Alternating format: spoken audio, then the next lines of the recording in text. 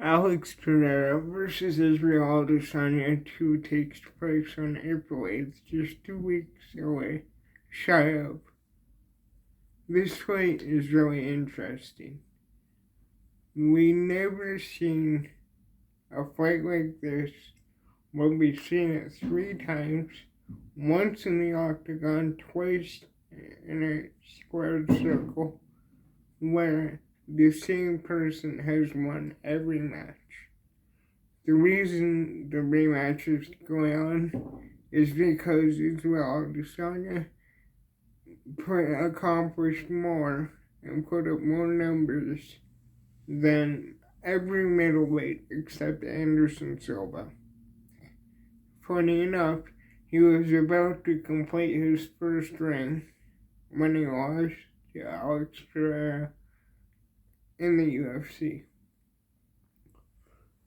The reason this fight is so huge is because of the fact that Israel Adesanya is one of the UFC stars.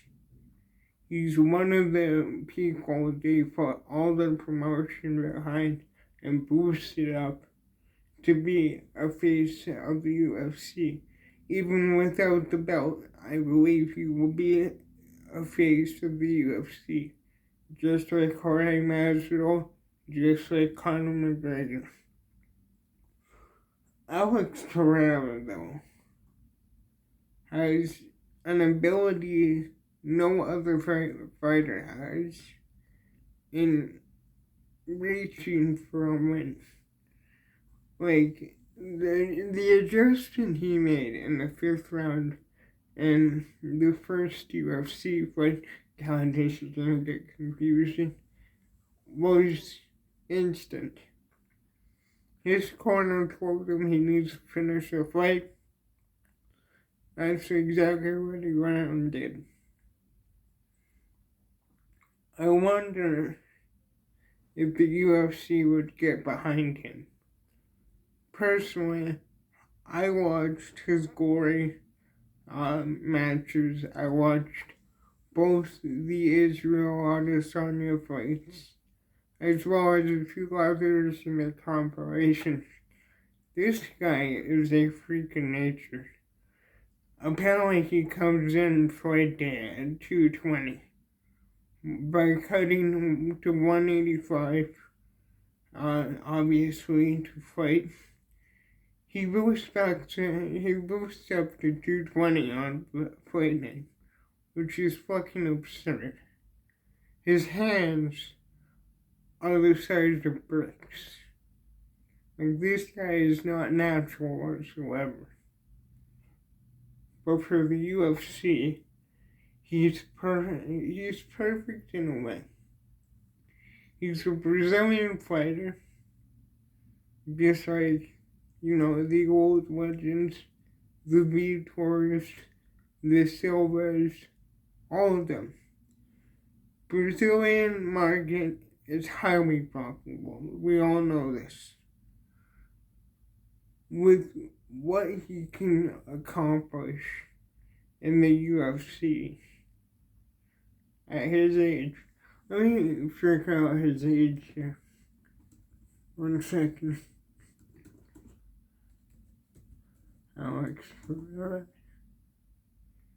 He is... It's not showing me. He's in his mid-30s. I'm pretty sure. Anyways, stupid Google. He's gonna be around for a while. He made his walk to the UFC very slowly. I remember a few years ago when this man was being talked about was on the Joe Rogan podcast, I'm pretty sure. This guy had a win over the, at the time, champion Israel Adesanya. This man is the most technical striker I've ever seen in fights, period. I've been watching since I was a child. I'm 19 now. So I'd probably say a good 15 years I've been watching this sport. I've never seen a guy so technical, with so much power, who uses so little energy. His jab is like an overhand by a typical middleweight. He's not natural whatsoever. If he can go out and finish Israel Adesanya for a third time, maybe even more impressive than the last one he did when he came back, you have the most marketable, most lethal middleweight we have ever seen. I'd even put his striking over Anderson Silva. Prime Anderson Silva, that is. I wonder if the UFC would give him the same push they gave Izzy, though.